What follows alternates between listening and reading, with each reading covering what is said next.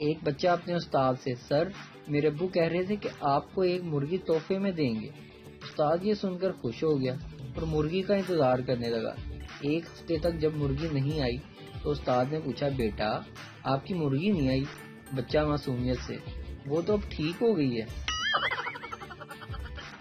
ایک شخص کو اتفاق سے ایک بڑا عہدہ مل گیا اور اس کے دوست احباب خوش ہو کر مبارکباد دینے کے لیے آئے تو اس نے کسی کو بھی پہچاننے سے انکار کر دیا۔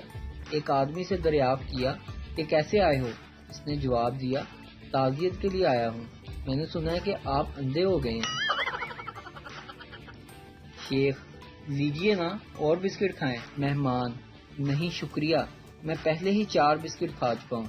شیخ، ویسے کھائے تو آپ نے 7 ہیں، لیکن کوئی بات نہیں، یہاں کون سا کوئی گن رہا ہے۔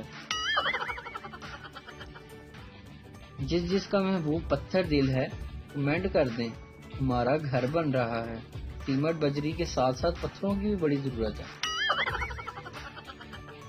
لوگ پہلے سیلری چھپاتے تھے، پھر جیولری چھپاتے تھے اور اب گیلری چھپاتے ہیں۔ سردار اپنے بیٹے سے، بیٹا تو تو شیر کا پتر ہے اور وہ شیر میں ہوں۔ بیٹا، پاپا اسکول میں ٹیچر بھی یہی کہتی ہیں کہ تو کسی جانور کی اولاد لگتا ہے۔ ایک مریض آپریشن تھیٹر سے بھاگ آیا۔ دوست نے پوچھا کیوں بھاگ گئے؟ اس نے بتایا آپریشن تھیٹر میں نرس مسلسل کہہ رہی تھی کہ گھبراؤ نہیں، چھوٹا سا آپریشن ہے۔ دوست، تو پھر مسئلہ کیا تھا؟ یار وہ مجھ سے نہیں ڈاکٹر سے کہہ رہی تھی۔